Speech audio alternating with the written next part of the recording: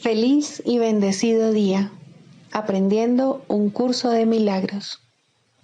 El secreto de la verdadera oración es olvidarte de las cosas que crees necesitar. Pedir algo específico es igual que ver el pecado primero y luego perdonarlo. Del mismo modo, al orar pasas por alto tus necesidades específicas, tal como las ves, y las dejas en manos de Dios. Ahí se convierten en los regalos que le haces, pues le dicen que no antepondrás otros dioses a Él, ni que quieres otro amor que el suyo. Este libro es un comienzo, no un final.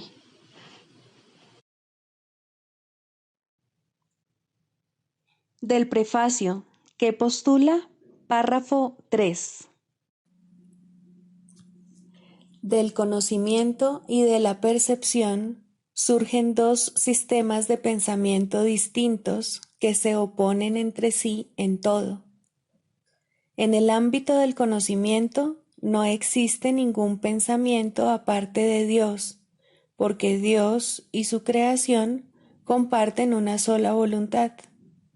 El mundo de la percepción, por otra parte, se basa en la creencia en opuestos, en voluntades separadas y en el perpetuo conflicto que existe entre ellas y Dios.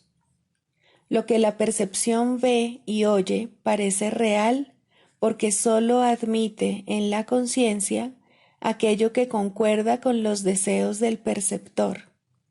Esto da lugar a un mundo de ilusiones, mundo que es necesario defender sin descanso, precisamente porque no es real.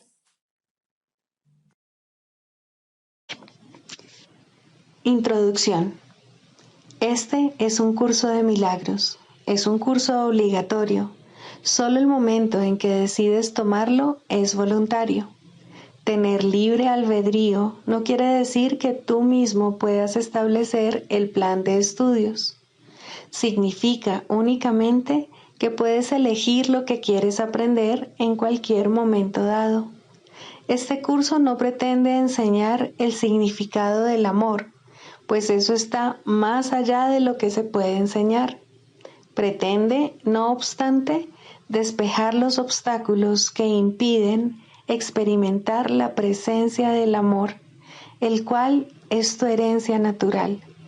Lo opuesto al amor es el miedo, pero aquello que todo lo abarca no puede tener opuestos.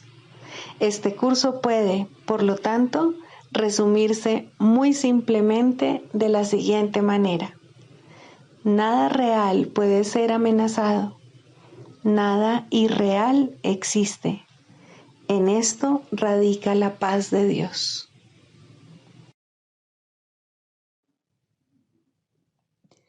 Capítulo 1. El significado de los milagros. Primero, principios de los milagros. Principio 2. Los milagros, de por sí, no importan. Lo único que importa es su origen, el cual está más allá de toda posible evaluación. Capítulo 18. El final del sueño. 6. Más allá del cuerpo. No hay nada externo a ti. Esto es lo que finalmente tienes que aprender, pues es el reconocimiento de que el reino de los cielos te ha sido restaurado, pues eso fue lo único que Dios creó, y Él no lo abandonó ni se separó a sí mismo de Él. El reino de los cielos es la morada del Hijo de Dios, quien no abandonó a su Padre ni mora separado de Él. El cielo no es un lugar, ni tampoco una condición. Es simplemente la conciencia de la perfecta unicidad y el conocimiento de que no hay nada más, nada fuera de esta unicidad, ni nada adentro. ¿Qué otra cosa podría dar Dios sino el conocimiento de sí mismo? ¿Hay algo más que se pueda dar? La creencia de que puedes dar u obtener otra cosa, algo externo a ti, te ha costado la conciencia del cielo y la de tu identidad. Y has hecho algo todavía más extraño, de lo cual ni siquiera te has percatado. Has transferido la culpabilidad de tu mente a tu cuerpo. El cuerpo, no obstante, no puede ser culpable, pues no puede hacer nada por su cuenta. Tú, que crees odiar a tu cuerpo, no haces sino engañarte a ti mismo.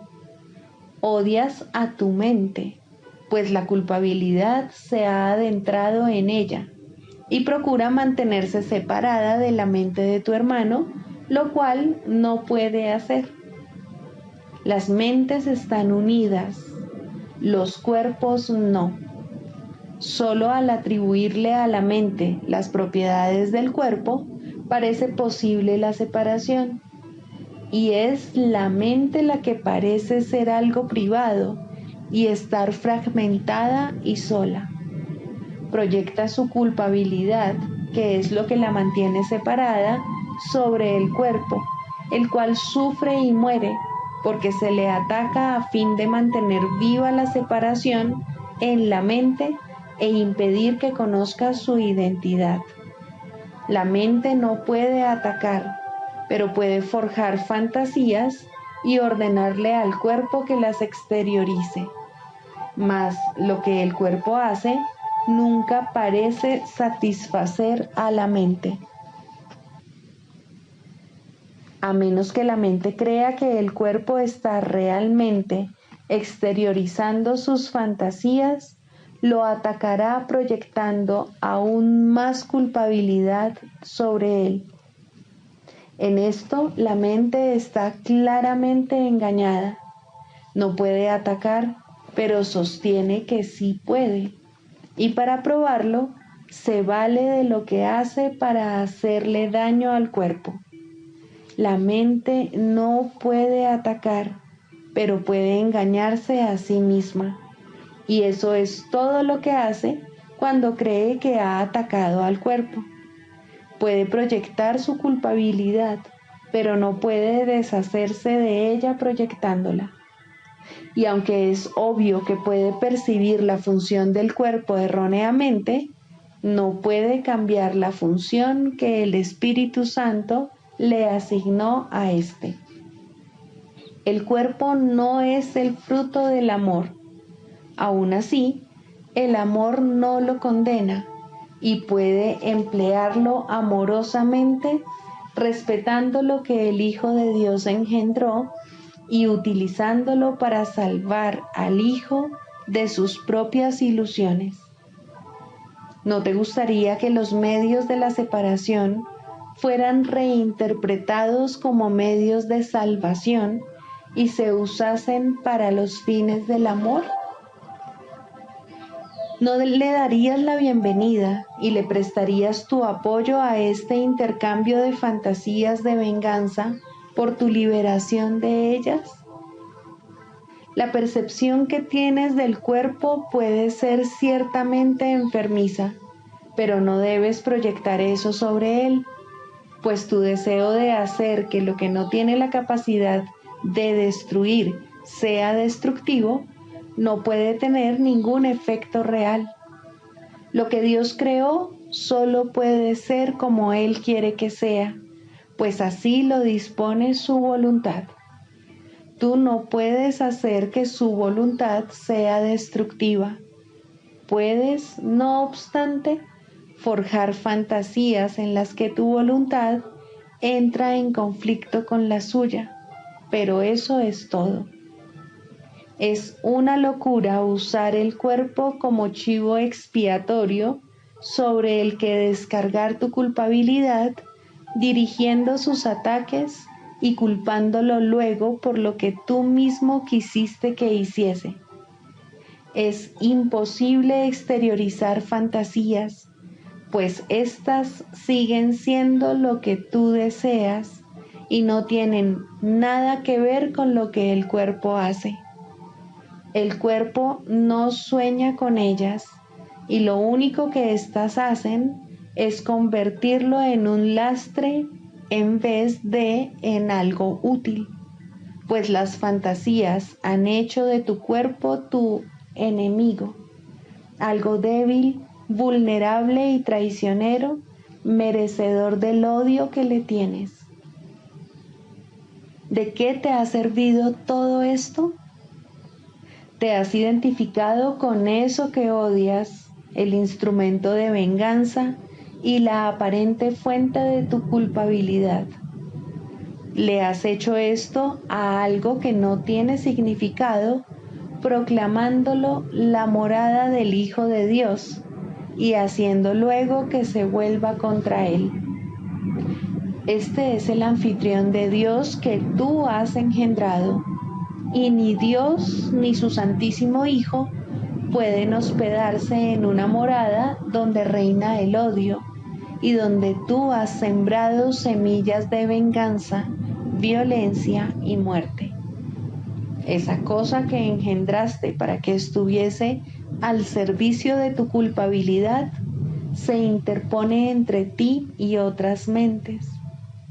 Las mentes están unidas, pero tú no te identificas con ellas.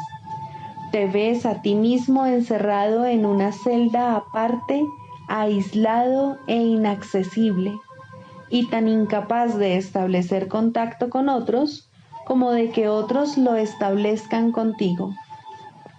Odias esta prisión que has construido y procuras destruirla, pero no quieres escaparte de ella ni dejarla indemne y libre de toda culpa. Sin embargo, esa es la única manera de escapar.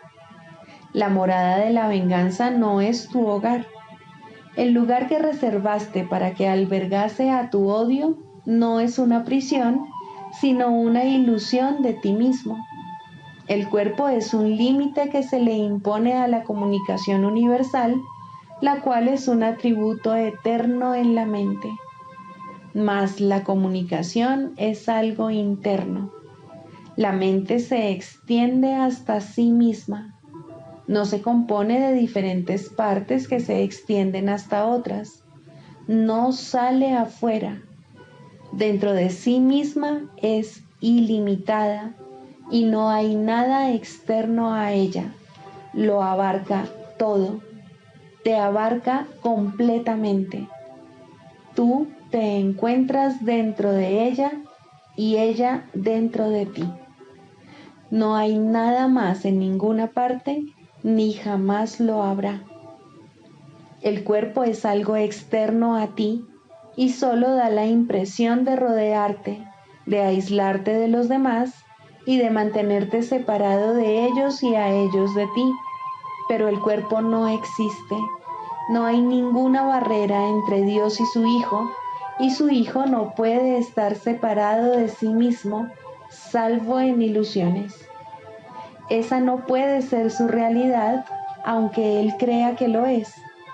Solo podría serlo si Dios se hubiese equivocado.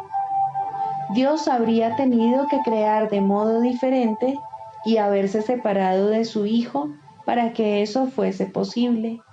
Él habría tenido que crear diferentes cosas y establecer diferentes órdenes de realidad de los que solo algunos fuesen amor. Pero el amor tiene que ser eternamente igual a sí mismo, sin alternativas e inmutable para siempre. Y, por lo tanto, así es. Tú no puedes poner una barrera a tu alrededor porque Dios no puso ninguna entre tú y Él. Puedes alzar la mano y tocar el cielo. Tú, cuya mano se encuentra asida a la de tu hermano, has comenzado a extenderte más allá del cuerpo, pero no fuera de ti mismo, para alcanzar juntos la identidad que compartís. ¿Cómo iba a encontrarse dicha identidad fuera de vosotros donde Dios no está? ¿Acaso es Él un cuerpo? ¿E iba a haberte creado diferente de sí mismo y donde Él no podría morar? Él es lo único que te rodea. ¿Qué limitaciones puedes tener tú a quien Él abarca? Todo el mundo ha experimentado lo que podría describirse como una sensación de ser transportado más allá de sí mismo. Esta sensación de liberación va mucho más allá del sueño de libertad que a veces se espera encontrar en las relaciones especiales. Es una sensación de habernos escapado realmente de toda limitación. Si examinases lo que esa sensación de ser transportado realmente supone, te darías cuenta de que es una súbita pérdida de conciencia corporal y una experiencia de unión con otra cosa en la que tu mente se expande para abarcarla. Esa otra cosa pasa a formar parte de ti al tú unirte a ella, y tanto tú como ella os completáis, y ninguno se percibe entonces como separado. Lo que realmente sucede es que has renunciado a la ilusión de una conciencia limitada y has dejado de tenerle miedo a la unión. El amor que instantáneamente reemplaza a ese miedo se extiende hasta lo que te ha liberado y se une a ello. Y mientras esto dura, no tienes ninguna duda acerca de tu identidad ni deseas limitarla. Te has escapado del miedo y has alcanzado la paz, no cuestionando la realidad, sino simplemente aceptándola. Has aceptado esto en lugar del cuerpo y te has permitido a ti mismo ser uno con algo que se encuentra más allá de este, al simplemente no permitir que tu mente esté limitada por él. Esto puede ocurrir independientemente de la distancia física que parezca haber entre ti y aquello a lo que te unes, independientemente de vuestras respectivas posiciones en el espacio o de vuestras diferencias de tamaño y aparente calidad. El tiempo es irrelevante. La unión puede ocurrir con algo pasado, presente o con algo que se prevé. Ese algo puede ser cualquier cosa y estar en cualquier parte. Puede ser un sonido, algo que se ve, un pensamiento, un recuerdo o incluso una idea cualquiera sin ninguna referencia concreta. Mas siempre te unes a ellos sin reservas porque lo amas y quieres estar a su lado. Por eso te apresuras a ir a su encuentro, dejando que tus limitaciones se desvanezcan, aboliendo todas las leyes que tu cuerpo obedece y apartándote serenamente de ellas. No hay violencia alguna en este escape. No se ataca al cuerpo, sino simplemente se le percibe correctamente. El cuerpo no puede limitarte, ya que esa no es tu voluntad. En realidad, no se te saca de él, ya que no puede contenerte.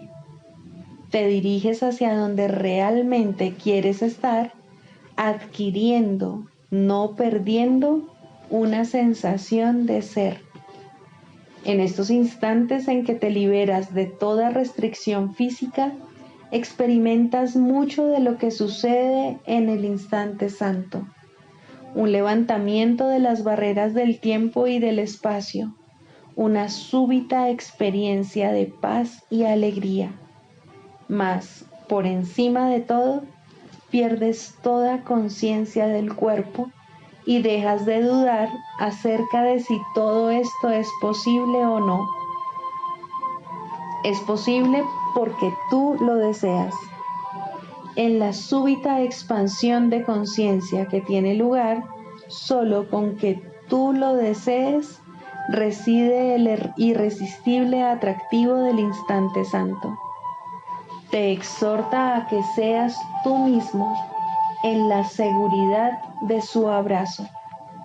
Ahí se te libera de todas las leyes de la limitación y se te da la bienvenida a la mentalidad receptiva y a la libertad. Ven a este lugar de refugio donde puedes ser tú mismo en paz, no mediante la destrucción ni mediante un escape, sino simplemente mediante una serena fusión, pues la paz se unirá a ti allí sencillamente porque has estado dispuesto a abandonar los límites que le habías impuesto al amor y porque te uniste a él allí donde mora y a donde te condujo en respuesta a su dulce llamada a que estés en paz.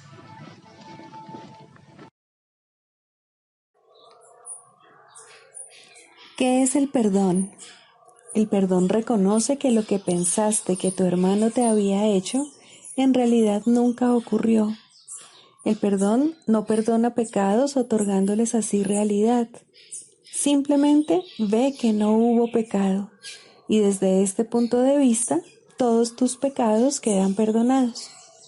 ¿Qué es el pecado sino una idea falsa acerca del Hijo de Dios? El perdón ve simplemente la falsedad de dicha idea y, por lo tanto, la descarta. Lo que entonces queda libre para ocupar su lugar es la voluntad de Dios.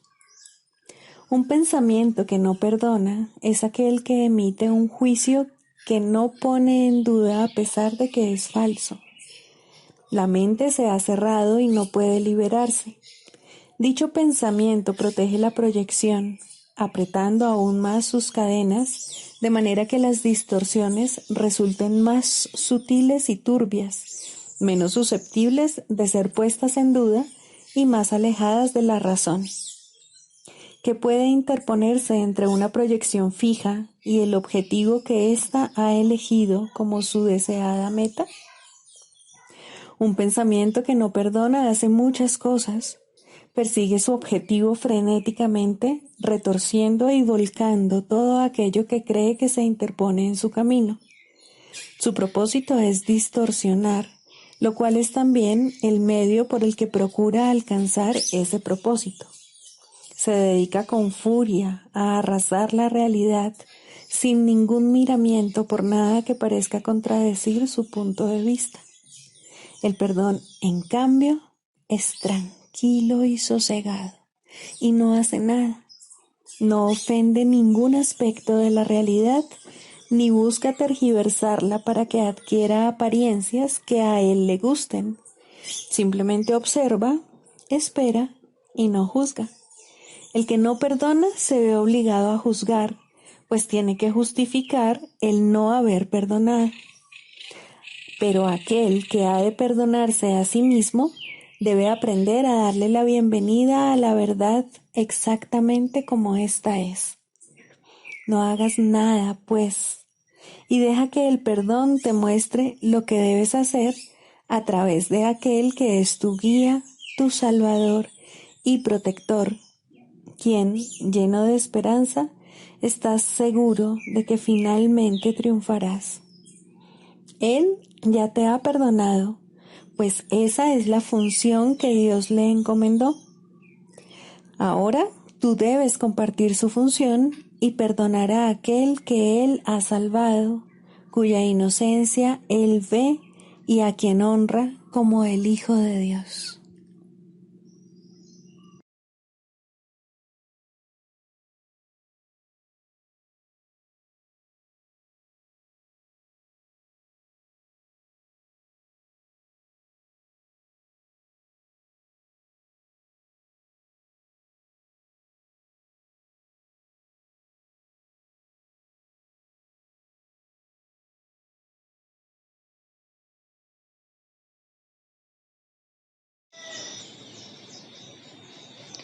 Libro de ejercicios, lección 225.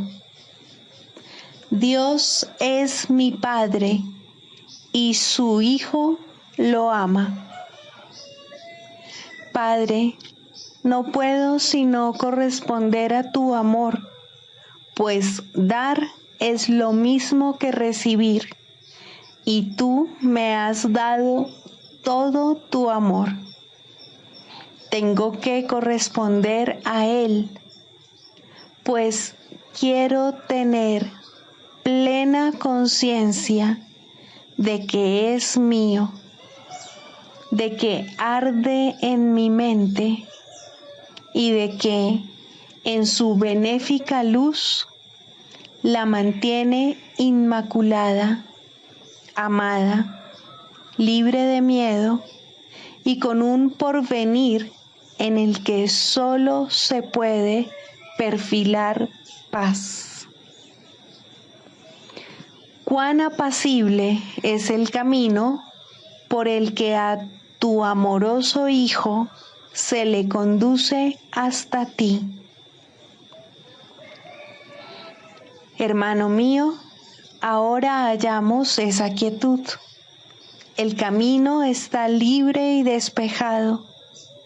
Ahora lo recorremos juntos y en paz. Tú me has tendido la mano y yo nunca te abandonaré. Somos uno y es solo esta unidad lo que buscamos a medida que damos los últimos pasos con los que concluye una jornada que nunca comenzó.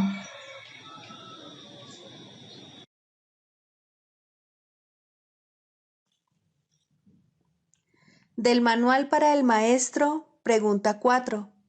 ¿Cuáles son las características de los maestros de Dios? 3. Tolerancia. Los maestros de Dios no juzgan. Juzgar es ser deshonesto, pues es asumir un papel que no te corresponde. Es imposible juzgar sin engañarse uno a sí mismo. Juzgar implica que te has engañado con respecto a tus hermanos. ¿Cómo entonces no te ibas a haber engañado con respecto a ti mismo? Juzgar implica falta de confianza, y la confianza sigue siendo la piedra angular de todo el sistema del pensamiento del Maestro de Dios. Si la pierde, todo su aprendizaje se malogra. Sin juicios, todas las cosas son igualmente aceptables, pues en tal caso, ¿quién podría juzgarlas? Sin juicios, todos los hombres son hermanos, pues en ese caso, ¿quién se encontraría aparte? Juzgar destruye la honestidad y quebranta la confianza. El Maestro de Dios no puede juzgar y al mismo tiempo espera aprender.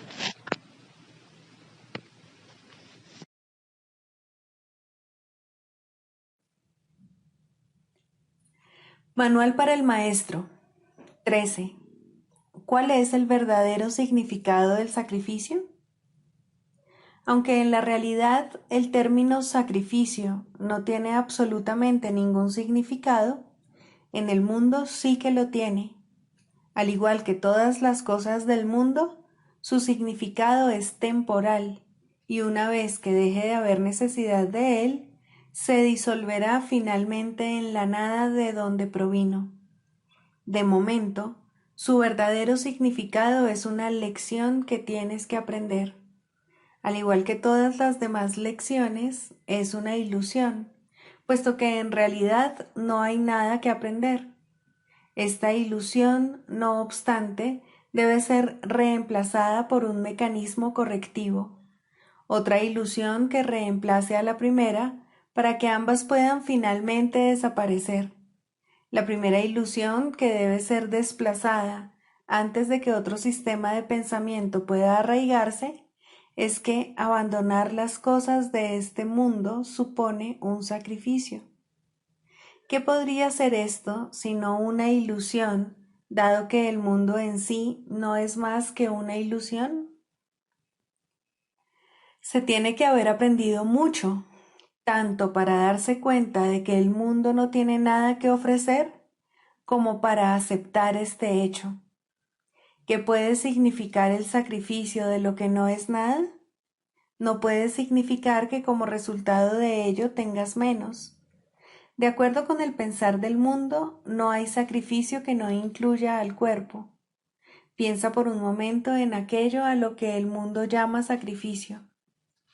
El poder, la fama, el dinero, los placeres físicos. ¿Quién es el héroe que posee todas estas cosas? ¿Qué significado podrían tener excepto para un cuerpo? Mas un cuerpo no puede evaluar. Al ir en pos de tales cosas, la mente se identifica con el cuerpo, negando su identidad y perdiendo de vista lo que realmente es. Una vez que se ha producido esta confusión, a la mente le resulta imposible entender que todos los placeres del mundo no son nada, pero el sacrificio que estos conllevan, eso sí que es un sacrificio, pues ahora la mente se ha condenado a sí misma a buscar sin la posibilidad de hallar nada, a estar insatisfecha y descontenta para siempre y a no saber lo que realmente quiere hallar. ¿Quién podría escapar de esta autocondenación? Solo a través de la palabra de Dios es posible escapar, pues la autocondenación es una decisión acerca de nuestra identidad y nadie duda de lo que cree ser. Podrá dudar de todo, pero nunca de eso. Los maestros de Dios no sienten ningún pesar al renunciar a los placeres del mundo. ¿Cómo podría ser un sacrificio renunciar al dolor? ¿Lamentan acaso los adultos abandonar los juguetes que tenían de niños? ¿Y el que ha vislumbrado la faz de Cristo podría sentir nostalgia por lo que ocurre en un matadero? Nadie que se haya escapado del mundo y de todos sus males lo contempla con condenación. No obstante, no puede sino alegrarse de estar libre del sacrificio que todas las cosas que el mundo valora le habrían exigido. Por ellas sacrificaba su paz, por ellas sacrificaba su libertad, y, para poseerlas, hubiera tenido que sacrificar su esperanza de alcanzar el cielo y el recuerdo del amor de su Padre. ¿Quién, en su sano juicio, escogería lo que no es nada como sustituto de lo que lo es todo? ¿Qué es realmente el sacrificio? Es el precio que se paga por creer en las ilusiones. Es el precio que hay que pagar por negar la verdad. No hay placer en el mundo que no exija esto, pues, de otra manera, se vería que el placer es dolor, y nadie pediría dolor si reconociese que eso es lo que está pidiendo. La idea de sacrificio es la que lo ciega, no se da cuenta de lo que está pidiendo y, por lo tanto, lo busca de 1000 maneras y en 1000 lugares distintos, creyendo en cada ocasión que está allí, pero siempre acaba desilusionado.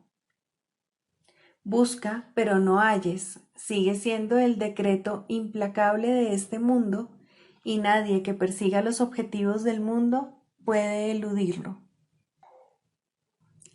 Tal vez pienses que este curso requiere que sacrifiques todo aquello que tienes en gran estima. En cierto sentido eso es cierto, pues tienes en gran estima cosas que crucifican al Hijo de Dios, y el objetivo de este curso es liberarlo. Pero no te equivoques con respecto a lo que el sacrificio realmente significa. El sacrificio es siempre la renuncia a lo que quieres. ¿Y qué es, oh Maestro de Dios, lo que quieres? Dios te ha llamado y tú has contestado. ¿Sacrificarías ahora esa llamada? Son muy pocos los que la han oído hasta ahora y no pueden sino recurrir a ti. No hay otra esperanza en todo el mundo en la que puedan confiar. No hay otra voz en todo el mundo que sea eco de la de Dios. Si sacrificas la verdad, ellos se quedan en el infierno, y si ellos se quedan en el infierno, tú no podrías sino quedarte allí con ellos. No olvides que el sacrificio es total, no hay sacrificios a medias, no puedes renunciar parcialmente al cielo, no puedes estar en el infierno solo un poco. La palabra de Dios no admite excepciones. Esto es lo que hace que sea santa y que esté más allá del mundo. Es su santidad la que señala hacia Dios. Es su santidad la que te pone a salvo. La niegas cada vez que, por la razón que sea, atacas a un hermano, pues entonces es cuando te separas de Dios. Mas esa separación no es posible. Es una separación que no puede ocurrir. Una separación, no obstante, en la que sin duda creerás que habrás dado lugar a una situación imposible. Y en esa situación, lo imposible parece ocurrir, y parece ocurrir a expensas de la verdad. Maestro de Dios, no te olvides de lo que realmente es el sacrificio, y recuerda lo que cada decisión que tomas significa en función de su costo. Decide en favor de Dios y todo se te dará sin costo alguno. Decide contra Él y escoges lo que no es nada a costa de la conciencia de lo que es todo. ¿Qué quieres enseñar? Recuerda solamente lo que quieres aprender, pues eso es lo único que debe importarte. La expiación es para ti. Tu aprendizaje la reivindica y tu aprendizaje la provee. El mundo no te la ofrece, pero aprende este curso y será tuya. Dios te ofrece su palabra, pues tiene necesidad de maestros. ¿Qué otra manera puede haber de salvar a su hijo?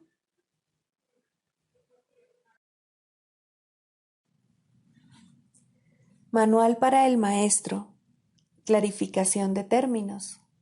6. El Espíritu Santo.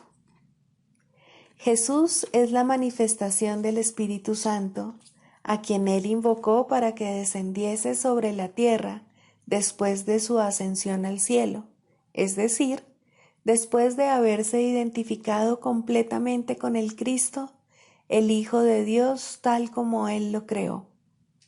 Al ser el Espíritu Santo una creación del único Creador, y al crear junto con Él y a su semejanza o espíritu, es eterno y nunca ha cambiado. Fue invocado para que descendiese sobre la tierra, en el sentido de que entonces se hizo posible aceptarle y escuchar su voz. Su voz es la voz de Dios y, por lo tanto, ha adquirido forma. Dicha forma no es su realidad, la cual solo Dios conoce junto con Cristo, su verdadero Hijo, quien es parte de Él.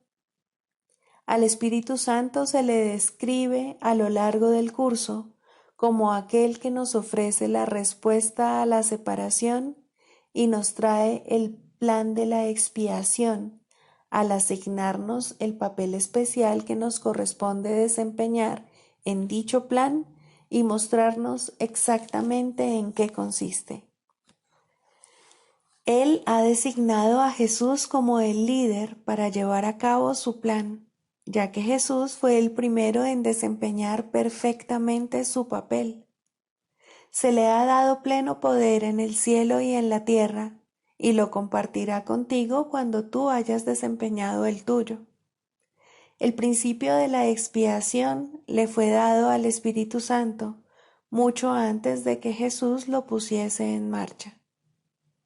Al Espíritu Santo se le describe como el último vínculo de comunicación que queda entre Dios y sus hijos separados.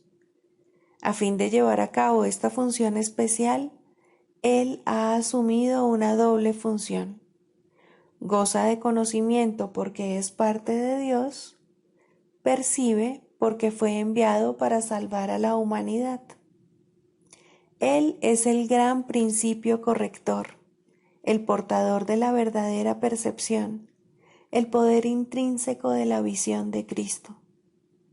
Él es la luz en la que se percibe el mundo perdonado, en el que solamente puede verse la faz de Cristo.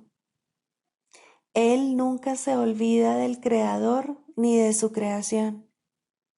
Él nunca se olvida del Hijo de Dios. Él nunca se olvida de ti.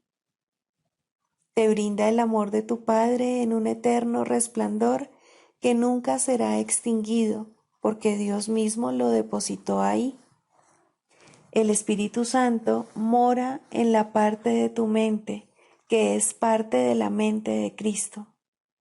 Él representa a tu ser y a tu Creador, quienes son uno. Habla por Dios y también por ti, ya que está unido a ambos. Por consiguiente, Él es la prueba de que ambos son uno solo. El Espíritu Santo parece ser una voz, pues de esa forma es como te comunica la palabra de Dios.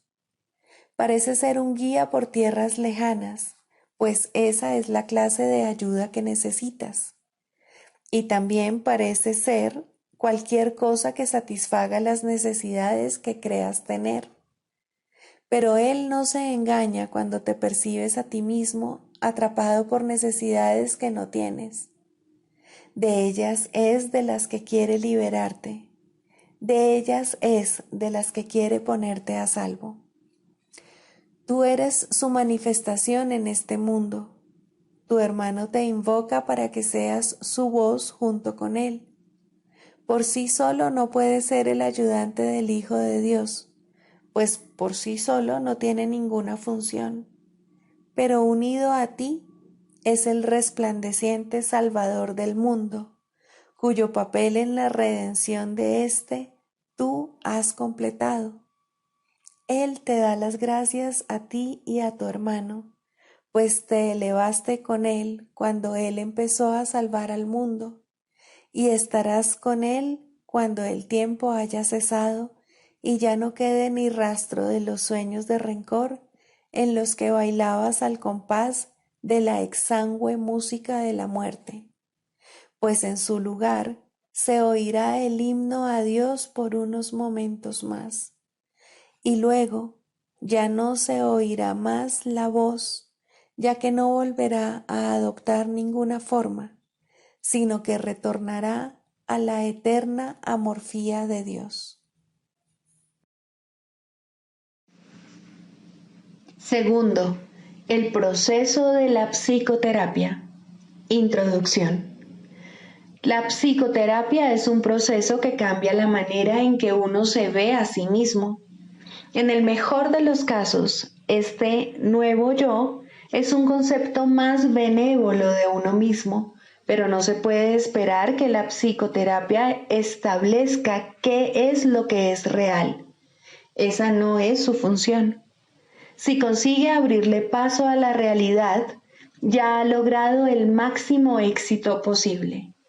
Su única función consiste, en última instancia, en ayudar al paciente a lidiar con un error fundamental, la creencia de que la ira le puede proporcionar algo que él realmente desea y de que al justificar su ataque se está protegiendo a sí mismo. En la medida en que llegue a darse cuenta de que esto es un error, en esa misma medida se ha salvado. Los pacientes no inician una relación terapéutica con este objetivo en mente. Por el contrario, tales conceptos significan muy poco para ellos o no necesitarían ayuda. Su meta es conservar intacto el concepto que tienen de sí mismos, pero sin el sufrimiento que ello conlleva. Todo su equilibrio descansa sobre la creencia demente de que esto es posible. Y como para la mente sana es claramente imposible, lo que andan buscando es magia. En las ilusiones, lo imposible se consigue fácilmente, pero solo a costa de hacer las ilusiones reales. El paciente ya ha pagado ese precio. Ahora quiere una ilusión mejor. Al comienzo, pues, la meta del paciente y la del terapeuta son divergentes. Tanto terapeuta como paciente pueden abrigar conceptos falsos de sí mismos, pero aún así sus respectivas percepciones sobre lo que constituye una mejoría no pueden sino diferir. El paciente espera aprender cómo lograr los cambios que desea, pero sin alterar de manera significativa el concepto que tiene de sí mismo. De hecho, espera que este concepto se estabilice lo suficiente para incluir dentro del mismo los poderes mágicos que busca en la psicoterapia. Desea volver invulnerable lo vulnerable e ilimitado lo finito. El yo que ve es su Dios y lo único que procura es servirle de la mejor manera posible. El terapeuta, no importa cuán sincero pueda ser, debe querer cambiar el concepto que el paciente tiene de sí mismo, de alguna manera que él considere real. La tarea de la terapia es reconciliar estas diferencias. Con suerte, ambos aprenderán a abandonar sus metas originales, pues solo en las relaciones se puede encontrar la salvación. Al comienzo, es inevitable que tanto pacientes como terapeutas acepten por igual metas poco realistas y que no están completamente libres de matices mágicos. Finalmente, dichas metas se abandonarán en las mentes de ambos.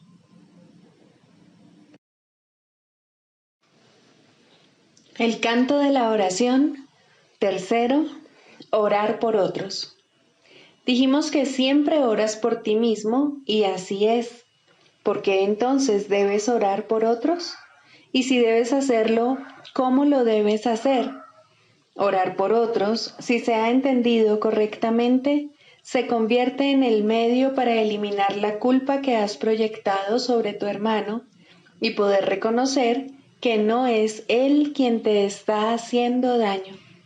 Antes de que se te pueda salvar de la culpa, debes renunciar al pensamiento venenoso de que él es tu enemigo, tu malvada contraparte, tu némesis. El medio para alcanzar esto es la oración de un poder creciente y metas ascendentes hasta que finalmente llega a Dios. Las formas iniciales de la oración en los primeros peldaños de la escalera no están libres de envidia y malicia, claman venganza, no amor. Tampoco proceden de alguien que entiende que son peticiones de muerte hechas con miedo por quienes atesoran la culpa. Invocan a un Dios vengativo y es Él quien parece contestarles. Nadie puede pedir el infierno para otro y él mismo librarse de él. Solo aquellos que están en el infierno pueden pedir el infierno. Pero aquellos que han sido perdonados y han aceptado su perdón, jamás podrían orar de esa manera. En estos niveles, pues, la meta del aprendizaje no es otra cosa que reconocer que la respuesta a cualquier oración será idéntica a la forma en que la oración se hizo. Eso es suficiente. A partir de ahí, el paso a los siguientes niveles será fácil. El próximo ascenso comienza con esto.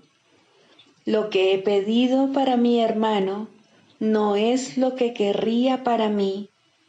Por lo tanto, lo he convertido en mi enemigo. Es evidente que este paso no lo puede dar quien no ve la liberación de otros como algo ventajoso y de valor para sí mismo. Puede aplazarse por largo tiempo porque puede parecer peligroso en lugar de compasivo. Para los culpables, ciertamente, parece una ventaja tener enemigos y este imaginado beneficio debe desaparecer si es que se ha de liberar a los enemigos. La culpa se debe abandonar, no ocultar. Esto no se puede hacer sin cierto dolor y tener un atisbo de la naturaleza misericordiosa de este paso puede llevar por algún tiempo a un profundo retraimiento en el miedo, pues las defensas del temor son temibles en sí mismas y cuando se reconocen traen el miedo con ellas. No obstante, ¿qué ventaja le ha reportado jamás a un prisionero la ilusión del escape? Su verdadero escape de la culpa radica únicamente en el reconocimiento de que la culpa ha desaparecido. Mas, ¿cómo puede reconocerse esto mientras la oculte en otro y no vea que es la suya propia? El miedo a escapar hace difícil dar la bienvenida a la libertad y convertir a un enemigo en carcelero parece ofrecer seguridad. ¿Cómo, entonces, se le puede librar sin que se apodere de ti un profundo miedo? Has hecho de él tu salvación y tu escape de la culpa. Tu inversión en esta forma de escape es enorme y el miedo de renunciar a ella es grande en verdad. Aquíétate por un instante ahora mismo y piensa en lo que has hecho. No olvides que fuiste tú quien lo hizo y quien puede, por lo tanto, dejarlo ir. Extiende la mano. Este enemigo ha venido a bendecirte. Acepta su bendición y siente tu corazón elevarse y tu miedo desaparecer. No te aferres al miedo ni a él. Él es un hijo de Dios al igual que tú. No es un carcelero, sino un mensajero de Cristo. Sé esto para él, para que él lo sea para ti. No es fácil darse cuenta de que orar para pedir cosas, posición social, amor humano, regalos externos de la clase que sean, siempre se hace para establecer carceleros y ocultarse de la culpa. Estas cosas se emplean como metas que sustituyen a Dios y por lo tanto distorsionan el propósito de la oración. Desearlas es orar por ellas. Uno no necesita pedir explícitamente. La meta de alcanzar a Dios se pierde de vista cuando se va en pos de metas menores de la clase que sean, y la oración se convierte en una petición de enemigos. Incluso en esto se puede ver claramente el poder de la oración. Nadie que desee un enemigo dejará de encontrarlo, mas con igual seguridad perderá de vista la única meta real que se le ofrece. Piensa en el costo que ello supone y compréndelo bien. Todas las demás metas son a costa de Dios.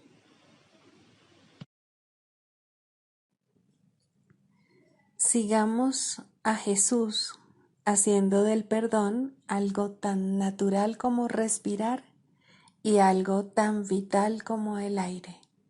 Amén.